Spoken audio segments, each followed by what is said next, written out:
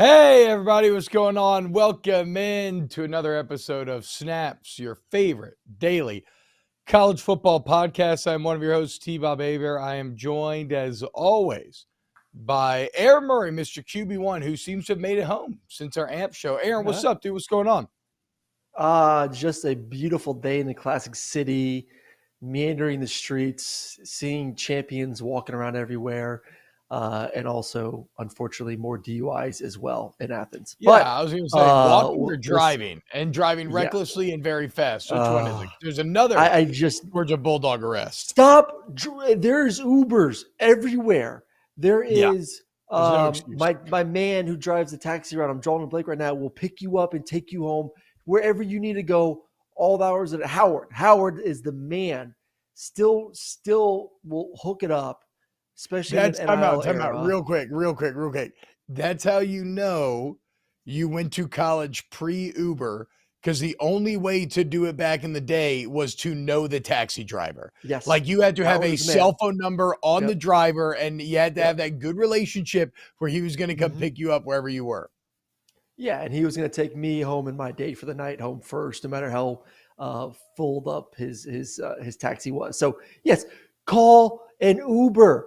Like, how stupid are you nowadays? I mean, I just don't get it, man. You have all these examples, not across the country, but on your football team, of guys getting DUIs, guys being killed because of drinking and driving, and yet you still make the stupid mistake of drinking and driving. It baffles me. I just don't know when they're these young kids, T-Bob. I don't know when they're going to learn. Yeah, and look, I know. I mean, I love making jokes and everything, obviously, but the fact that this does involve a couple of deaths makes it all just a little it's impossible to talk about this without being tinged with sadness, in a way. So we'll quickly move on. I'm not going to use this as a launching pad to hot take Georgia, but somebody in that locker room, a player ideally, has to have a come to Jesus meeting. Like, the coaches can say whatever they're going to say, but a player eventually has to come to and be like, boys, what the hell are we doing?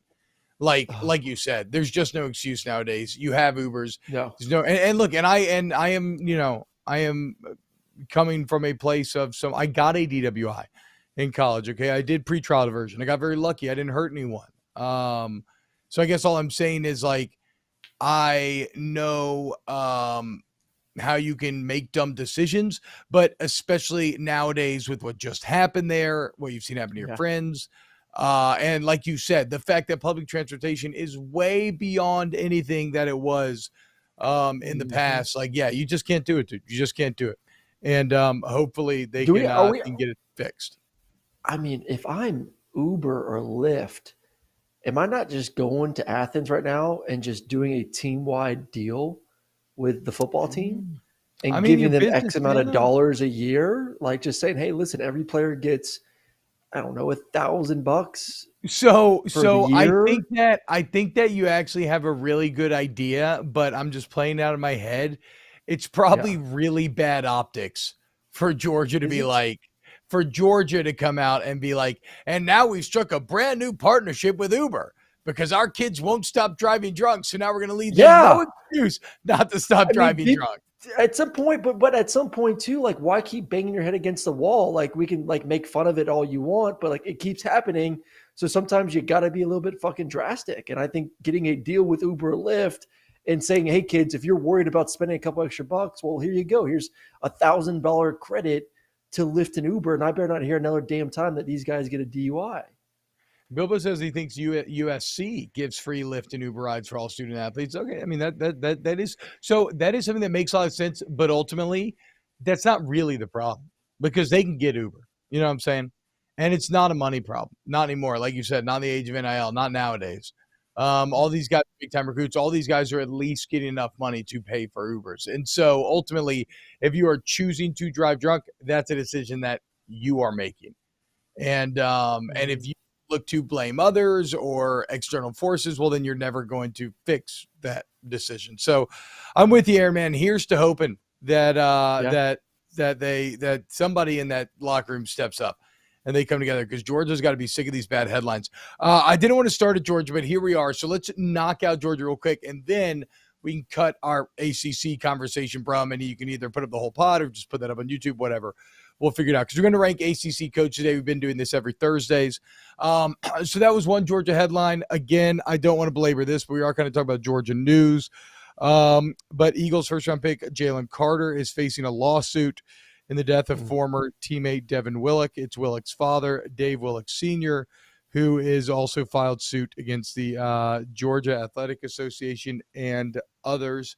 Again, we're talking about the loss of a child here, and I don't know how you process that. And I really, it's literally my greatest nightmare. I think it's everybody's greatest nightmare. So it's all very sad to see. I hate it, and we'll see where it ends up going. Let's wash our hands of this, if that's okay, Aaron.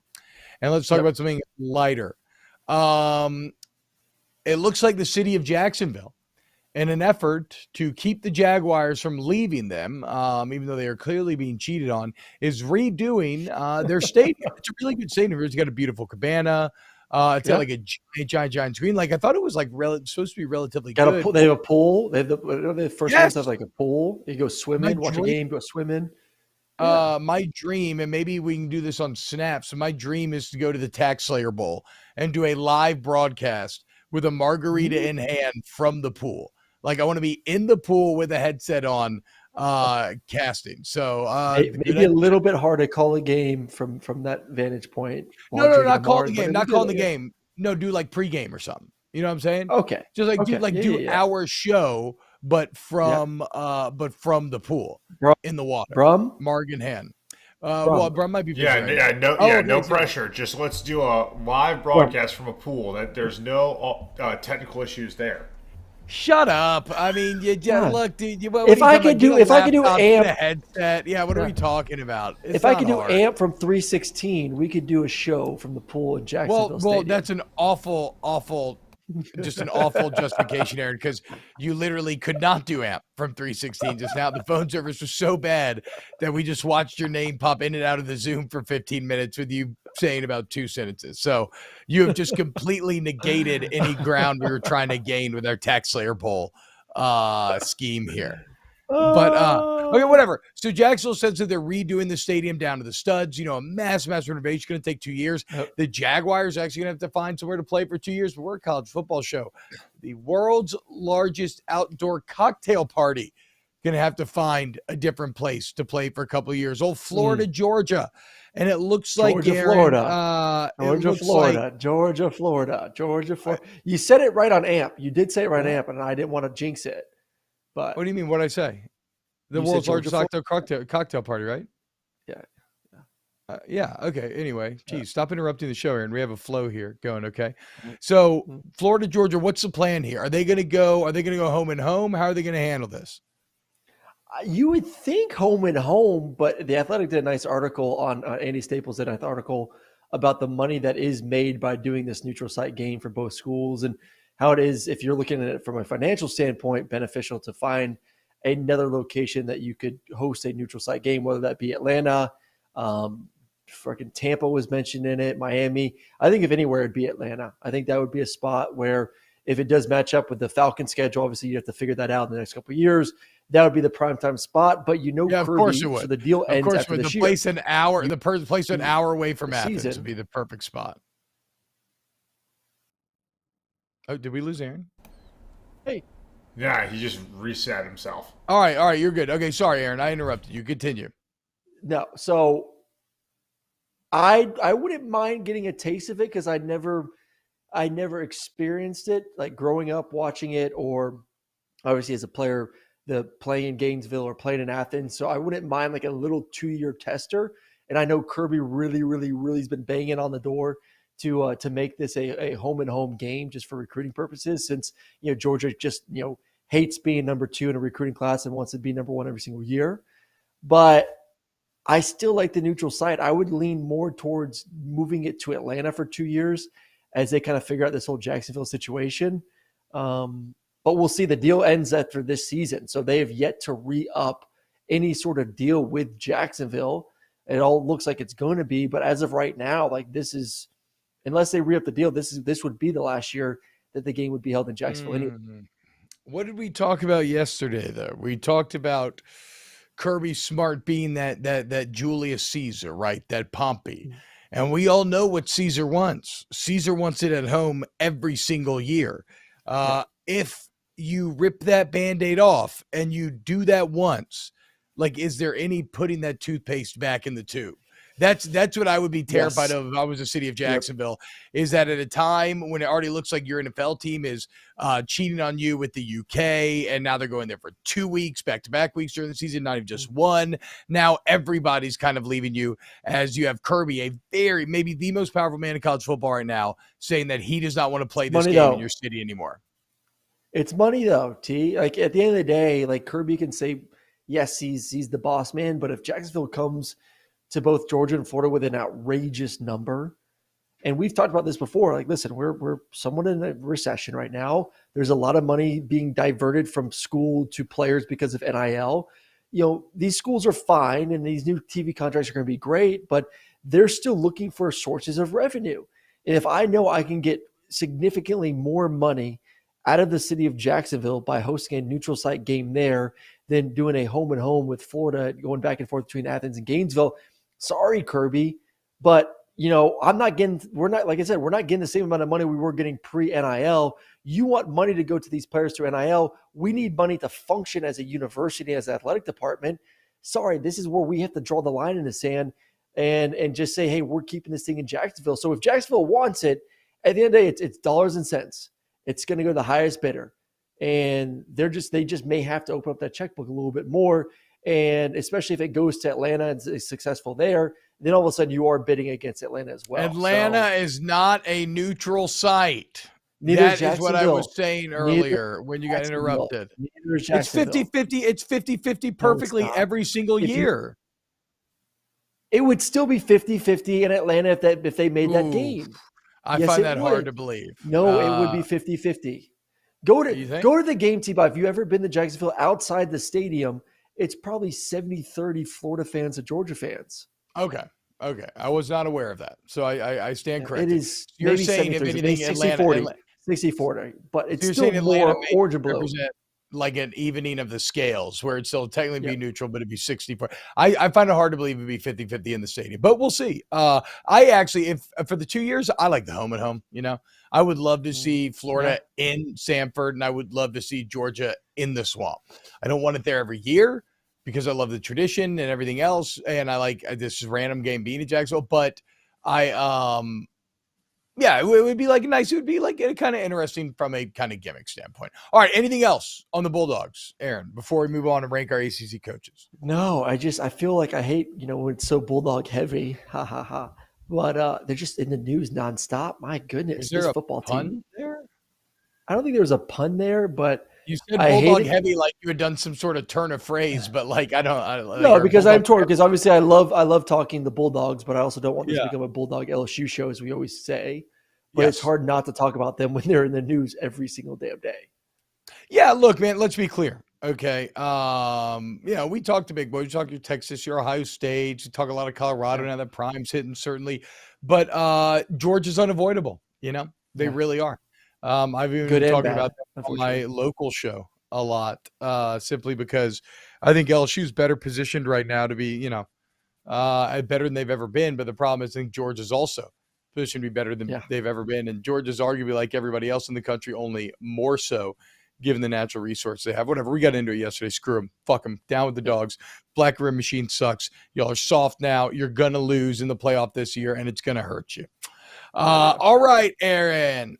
It's that time. It is Thursday, which means it's time for another official Snaps Power 5 coaching coach rankings.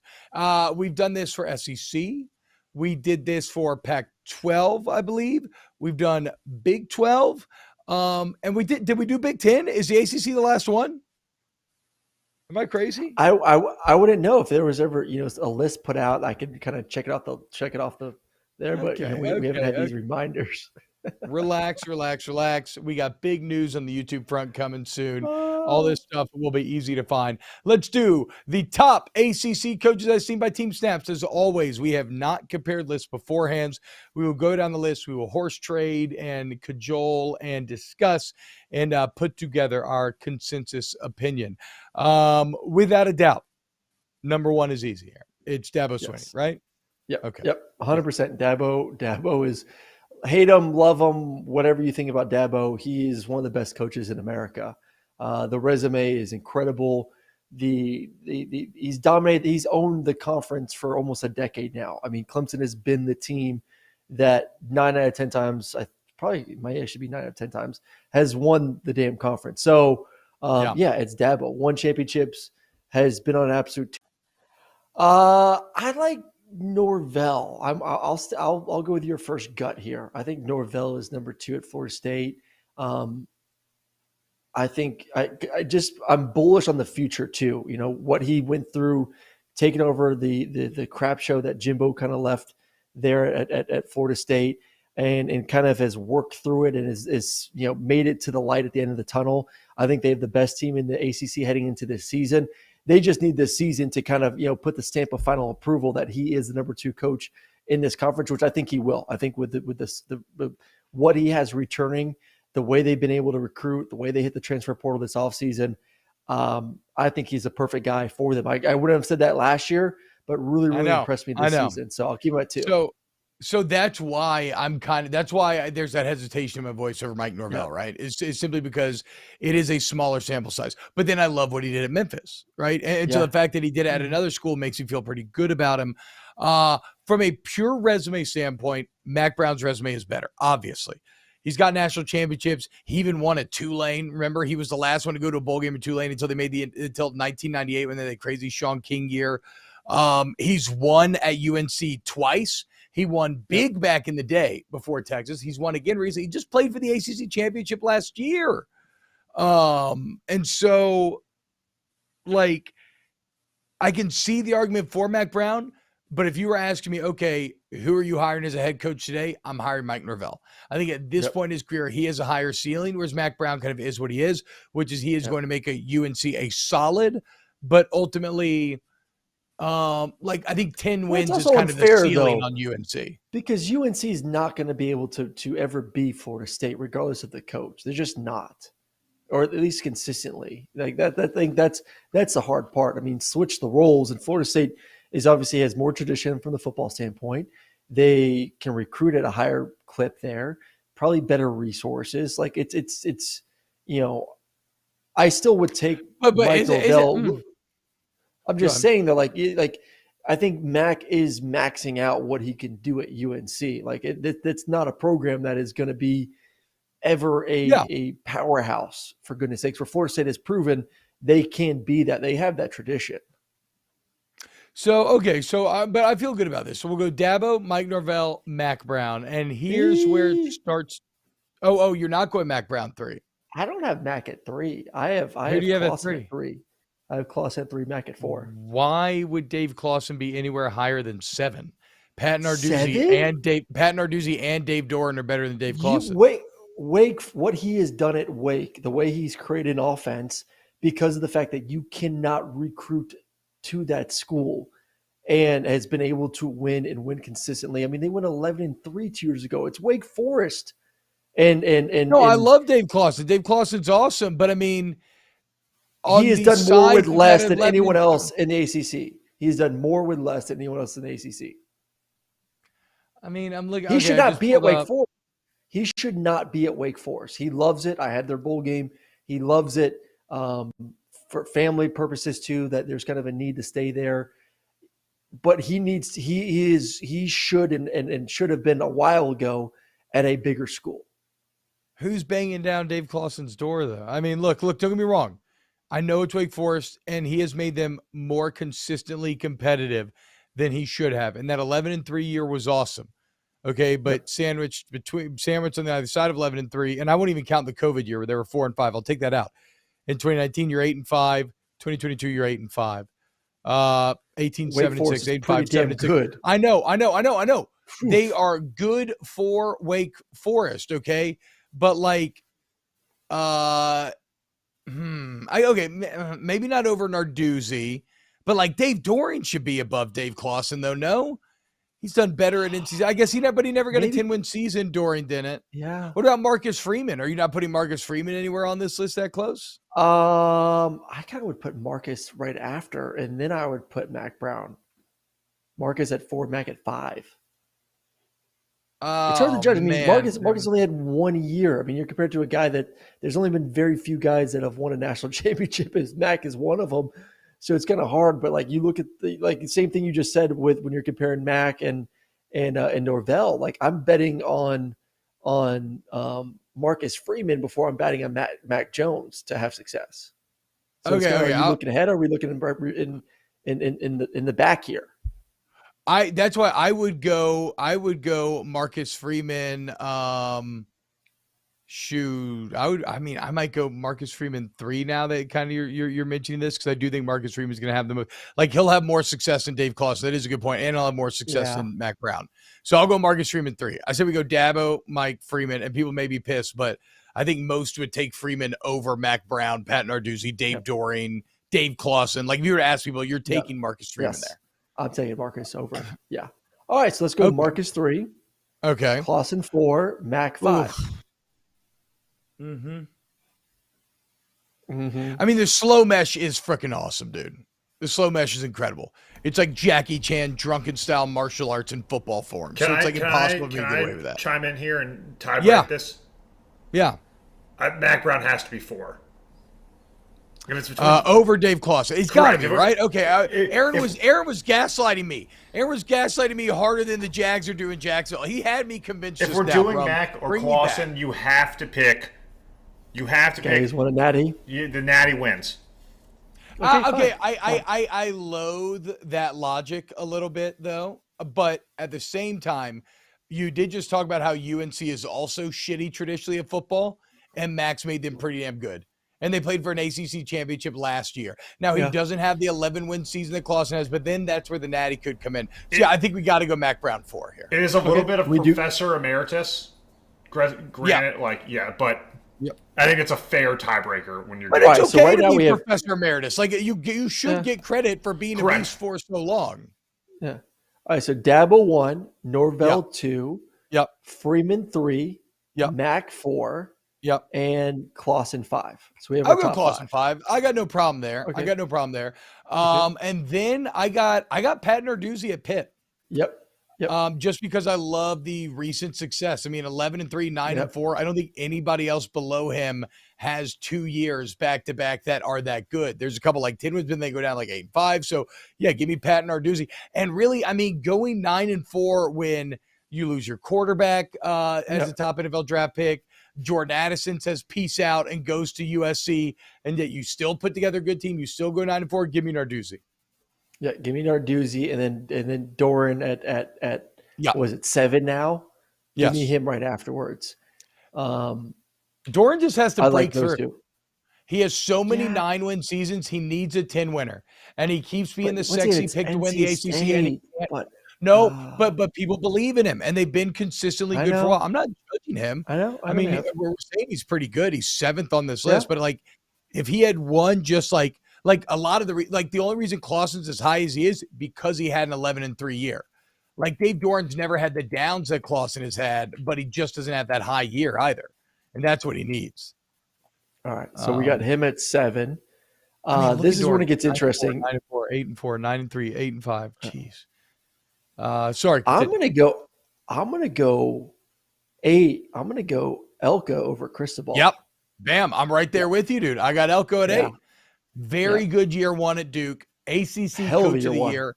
9-4, 1-0 in his bowl games now. Yeah, Mike Elko. I mean, he won fucking coach of the year. He has to be higher than Mario Cristofraud. Are you putting Cristofraud next then? I'm putting Cristofraud next. As much as it pains me, yes. As much as it pains me, yes. I put Chris Fraud. Yes, I put him at 9.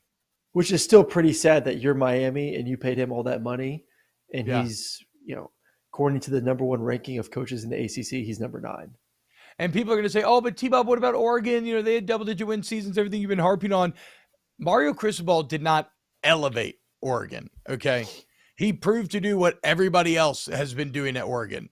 Be pretty damn good, but ultimately don't come through and win the ACC, right? And he had the 11-2 Rose Bowl year, which is great. But again, he didn't elevate. We've seen that done at Oregon plenty here recently. And he got to Miami, and nobody failed harder in year one than did Mario Cristobal last year. Middle Tennessee. They paid Middle Tennessee $1.9 million to beat their ass at home while averaging 1.9 yards per carry.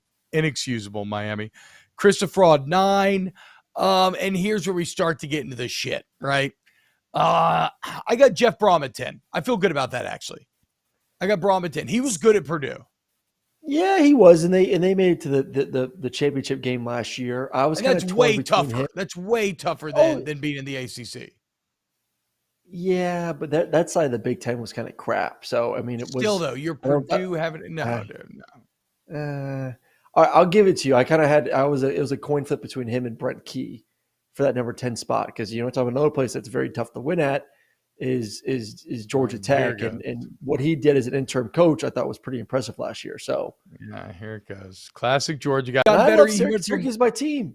Syracuse is my team. I do like Dino, but I mean it's just he's run his course at Syracuse, man. He has run his course, and there is all my family members in our little football group thread are just like, get his ass out of here. So I don't know if he survives the year. So I'm not going to put him ahead of a guy who won 4 games as an intern head coach at Georgia Tech last year. So I'm going to put Key at 10, and I'll put Babers right behind him. Yeah. No, Brom is 10. Brent Key cannot go ahead of Jeff Brom. Brent Key had a good year. Key at 11. Brent Key at 11. I get it. Yes. Dino at 12. Yes. 12. Okay, perfect. Andy J says, do you think there are any parallels to UGA taking the next step to Georgia Tech giving up on athletics? Yes, Andy. If you've ever seen Full Metal Alchemist, the anime, it's called the Law of Equivalent Exchange, right? And in order for Georgia to take the power that it had to suck it out from somewhere else. And so Georgia Tech will never be successful in an era where Georgia is this dominant because they are literally breathing all the oxygen in the state. There's just none left over for the Jackets. And I mean, you're in the city of Atlanta, which is just harder to recruit to than Athens. I'll be very interested to see how Brent Key does. Shout out to him though. Pretty good year one. 12 Babers, 13. I got Tony Elliott. Yeah. Yeah. Yep. Simply because he's kind of got some name recognition. He was really good OC at Clemson for about a decade. He was OC for 5 years. He was at Clemson for a decade. Former Broyles Award winner. Year one was shit at Virginia. 3-7. Virginia Tech. Virginia. Virginia. 3-7. I thought he handled the situation extremely well with the incident that happened at the end of the season too. So that's true. Yeah, so I think that part of that is like the leadership quality for me kind of puts him up there ahead of those other guys. Okay, you're saying that's what puts him above the other two. That's what gets him up to 13. Okay. Yeah. I got to be honest. At 14, I had never heard of this guy in my entire life. In fact, it felt like a fake name. I looked at pictures of him. I've never seen him before in my entire life. And it's Brent Pry, Virginia Tech head coach. Kind of like Tony Elliott, he was the DC at Penn State for a long time. He gets hired to Virginia Tech, so very similar. One hires an offensive long-time coordinator, one has a long-time defensive coordinator, but the results are exactly the same. Tony Elliott goes 3-7, Brent Pry goes 3-8 year one at Virginia Tech. Sure. I don't know. I don't know who he is, Aaron. I don't know how to say anything else on him. I'll say this.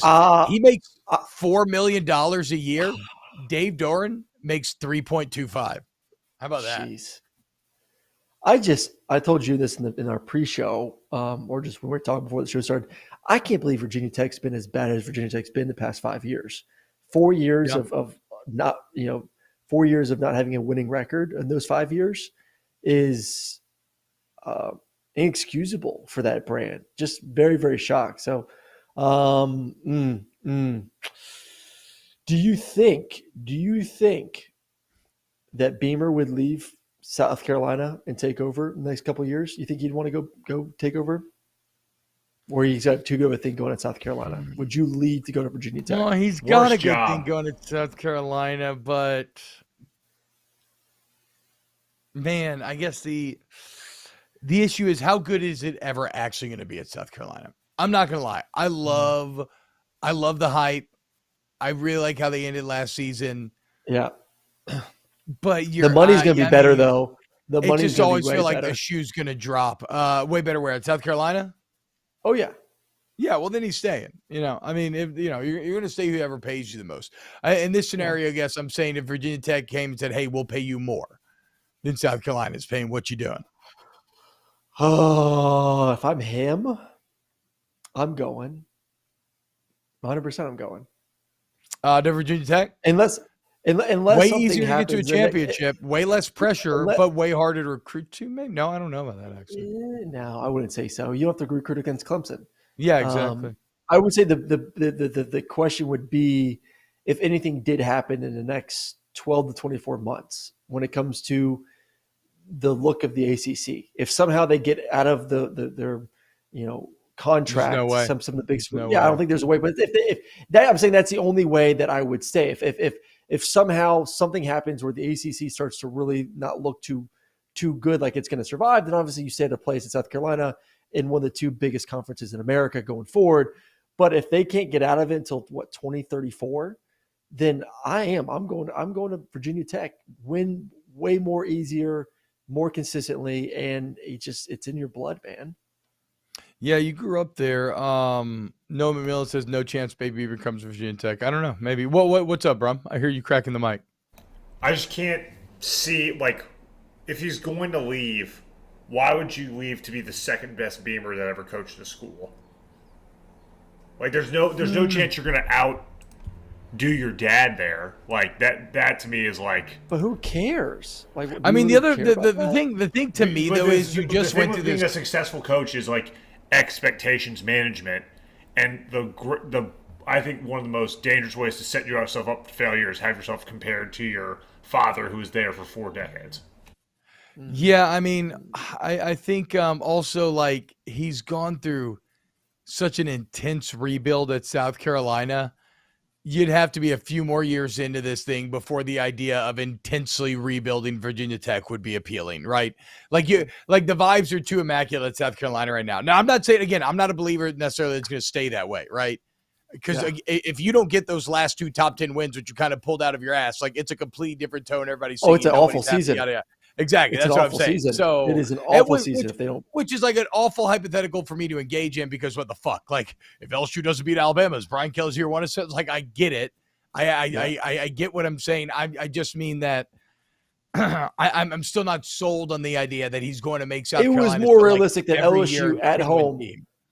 It was more realistic LSU at home beats Alabama than that's also true. South Carolina beating Tennessee and Clemson, 2 teams that if they won that game, both teams would have been in the playoffs. Very different. Like that was a rabbit pulled out of the hat twice. So I wasn't sure, and I don't even know why we're talking about this because Brent Pry is going to dominate at Virginia Tech. I've been like a Brent Pry guy for years now.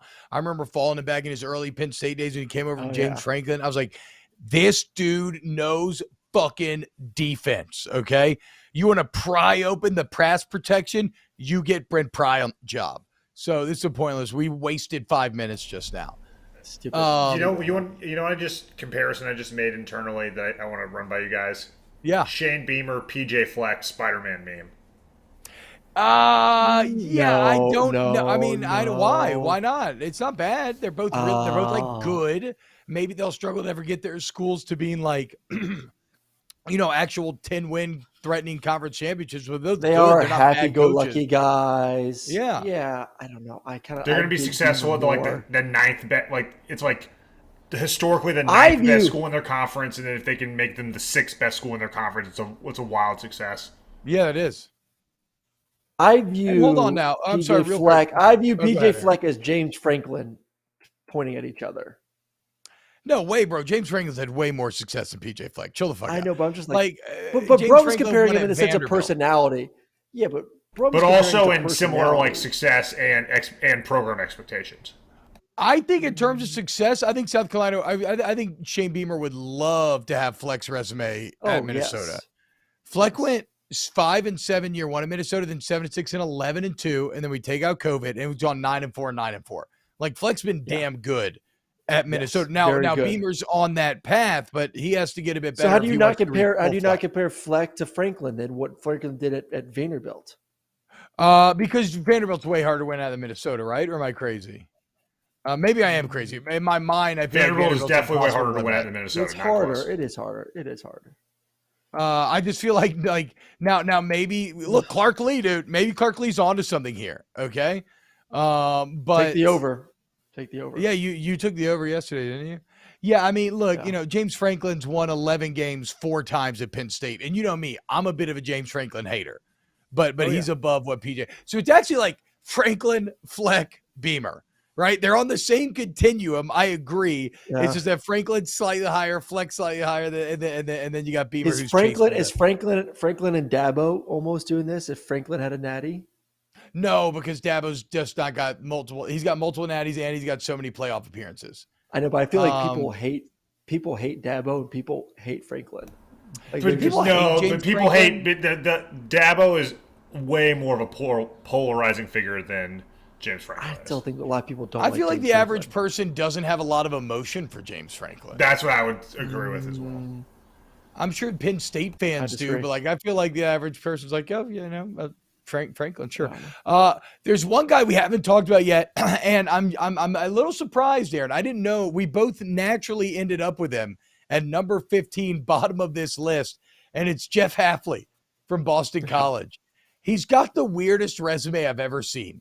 He was a Pittsburgh DB coach for a year, a Rutgers DB coach for 1 year, Tampa Bay Buccaneers DB coach for 1 year. He was the Browns DB coach 2, Niners DB coach 3, and then he becomes the Boston College head coach.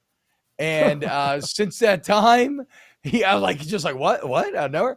He's gone 6-5, 6-6, which is not an awful start, but then 3-9. It just like there's nothing to look back on in the resume that makes you feel great, like he can figure it out. The time at Boston College hasn't done anything exciting. And actually, maybe I'm wrong here, but I feel like Boston College is a better job than a lot of the jobs on this list of teams that we have ranked higher. Yes, it is. It is. Because you always make the excuse of like that you won early, but those weren't your guys. Now we're getting to the point where like these are your guys and you're getting worse. You got worse. Like that's and you got worse. That's not good. That's not good. So a little bit worrisome. But I agree with you. Like you would think BC would be an easier place to recruit to than Syracuse or Virginia, Georgia Tech or Louisville, and not going in the opposite direction. At least the other guys we can say, okay, it's only been a year. It's only been 2 years, but year 3 and you take you cut your win total in half. That's when you start to worry a little bit. Year 3 is when you're supposed to be making it, and instead he went the complete opposite direction. Bilbo says no one wants to play football in Boston. I don't know, bro. When we were in high school back in 2007, when I was in high school, Boston College was hitting. And I went to a game in that stadium. It was loud. Matty Ice, crazy. Baby. It was packed out. It was very fun. Tom something was the coach then? I don't know. I was in the Boston College locker room. I remember we were taking a tour of Boston College, and it's like, it's got all those like upper class Northeast college vibes, right? Like bricks, leaves falling, little snow, regal libraries that smell of leather, mahogany. And so we're actually in the library, we're taking the tour, and my dad stops the tour to ask what the male to female undergrad ratio is at the school. And I was okay, wow. Just looking to take care of his son. Just exposed, just completely exposed that we are from Louisiana here. Couldn't keep it together. Couldn't ask about maybe some of the academic opportunity. Couldn't ask about how old the library is. Jump straight to male. What was the ratio? I want to say it was actually friendly. I know Georgia Tech. Yeah, but Boston in general. But I mean, he should have been. Boston in general is like more universities than anywhere else in the country. And that, Yeah, they have like 15. They have like 15 Yeah. colleges in the city alone. yeah, So yeah, you'd almost have to do a citywide, Yes. That was the same weekend. I also visited one of my friends who was playing football at Harvard and got to smoke weed with a bunch of Harvard football players and go to the Fox Club. I was like in Social Network. I went to those underground Harvard social clubs, and it was you very you weird feel like feeling. you would fit right in. You would do well in a Harvard scene. If I was You could good at fake it. school. Yeah, if I was fake good it. at You school, could I could fake it. fake. I have a big enough vocabulary to fake the intelligence required to go to Harvard. Yeah. Yes. This is true. Very Kendall. Yeah, exactly, dude. You know, look, man, No. Operation Lifeboat. Okay, we're looking for multinational, diverse, cutting-edge, disruptive technologies that are going to help us gain market share in these different spaces. Okay, I really want to attack things from all quadrants. I don't want anything left behind. You know, just throw out a few big words. It's important to be synergistic as we move into a more global economy. Yes, exactly right. Globalization is key. Synergy right there. The key to said key of globalization. See, I'm already at Harvard, boys. That's how it's done. Yeah. you're good. Andy says T-Bob looks like a Dartmouth guy. I don't know what that means. I don't even know where Dartmouth is.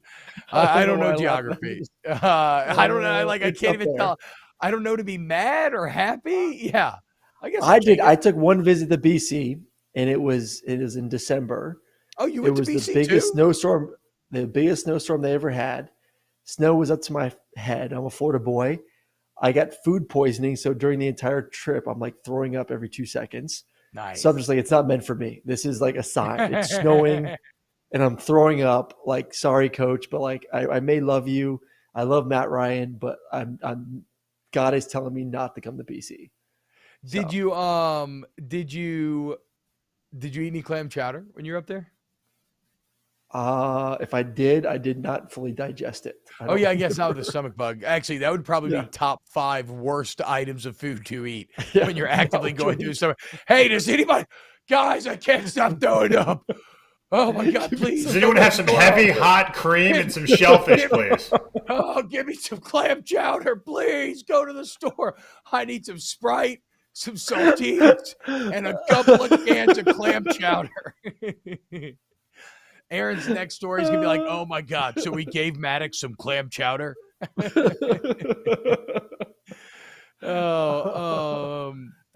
Fairmount. Okay, so dude, Dartmouth is in New Hampshire. Oh my God, I'd be into that. I know nothing about New Hampshire, but in my head, New Hampshire year round is like brown and yellow and gold, and there's just like space, and there's cobblestone walls that have the dividing line between neighbors, and there's like rolling fields, and there's woods and bird song, and you know, crisp little ice cold creeks that you can drink straight out of. I feel like New Hampshire would be incredible to live in. I mean, Brum, have you done in New Hampshire since 5 you've months been out up of the here year. in New York? I have been to New Hampshire. New Hampshire is lovely. Yeah. New Hampshire and Vermont are both very, very you go. nice, especially in the summer. Damn. For 3 months out of the year. Then it's just cold. Correct. Whenever it's not the winter, when it is, Yeah. basically Canada. Yeah, I mean, but even then, you wouldn't want to, at least for a couple of years of your time on this earth, live in like a true winter environment. Like, I would hate shoveling snow and shit. Maybe I get sick of it, but I would love. You're just too Tampa for that. I feel that. Yeah, I am But I would waiting just. for that.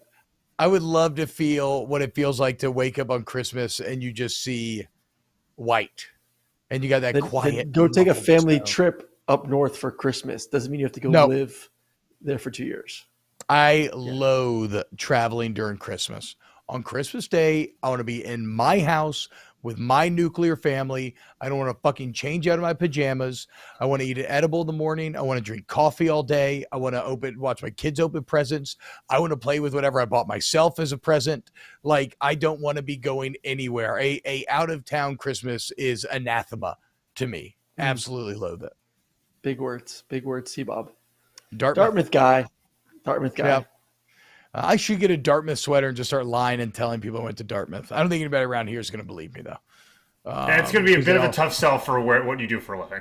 That's Speaking true. of Dartmouth, It's true. I think my wife has a Dartmouth sweater. She was wearing it the first time I met her. She never went to Dartmouth, so I'm guessing it's probably like an ex-boyfriend, but she kept the sweater for a couple of years, and I finally made her get rid of it. I just Oh, you told made her she get was rid of wearing it? some Georgia gear. I did. It was her comfiest sweatshirt she's ever had, she said. Why'd you make her get rid of it? Because she didn't go to fucking Dartmouth. She went to Georgia. Don't wear that shit. So who gives a shit? It's a Dartmouth isn't threatening Georgia in any way. Like that doesn't matter. It's false Wait, but- advertising. I don't So mind you walking around gave wearing like me- a Harvard sweatshirt. So you gave me permission to wear the Seth Rogen Star of David sweater from night before, but you're not allowing your wife to wear a Dartmouth sweater? When did I ever give you permission to wear? Oh, because I thought when we talked about it, I said that I wore it one time, and then I realized like, ooh, this is not Yeah, only but your mom offensive, is but, like, married to a Jewish guy now, so it's okay. Yes. Oh, so that's Yeah. okay. That's what I'm saying. You gave me permission Yes, to. Exactly. I So it did. counts. You Even though have I a have no reason, Jewish blood though. in me. Okay. Yeah, Hell you have a reason. Again, She has I no never got reason. hit on. I never got hit on more in my life than with. Well, this is really inappropriate, with but it I on. refrained myself. What dart that mouth do? Is that what you said when you saw the sweatshirt? All right, we're going to the weekend. Okay, real Bye. quick. Is it really because you think it's another man's sweater? I do, but she's never admitted it. But it has to Okay. be. It has to be. Who else? Why? 100%. It has to be. Somebody smarter than you too. You know. What are you gonna do? Probably. A lot smarter. A lot smarter. But you know what he doesn't own? Multiple SEC records, multiple businesses, and an awesome daily fun college football podcast. How about right. that? Damn right. He's probably a listener. Yeah, he probably is. Hey, Dartmouth guy. Hey, get in touch with me. I'd love to make fun of Aaron with you, actually. So just like get in touch with me and let me know what we can do. Look, if T-Bob wasn't doing a podcast, he would for sure be a barista. That's offensive. Actually, no, it's not. Whatever. Baristas are awesome. I love them. They're like my little local drug dealer that hooks me up every morning. We love you. We hope you have a great weekend. Hey, next week we'll be live Monday, Tuesday, Wednesday, Thursday. We will be dropping episodes. Unfortunately, we will not be doing them live, right? Okay, so we're going to miss you in the chat post Monday, but we got a full week of episodes coming out. It's going to be a ton of fun. We got really big YouTube news right around the corner, y'all. So please, if you're with us, we're going to call on you to help us grow this thing once we launch it. And we just, thank y'all for hanging out with us every day. And a thank you to Ryan Brumley, Paul Farrington, Pat Gunner, Adam Gracia, Danny Carnes. Thank you to you, Aaron Murray. Thank you to The Volume for having us here. YouTube.com/volume. Hit the like button, sub to the channel. We love you, and we will see you next week for some more stuff.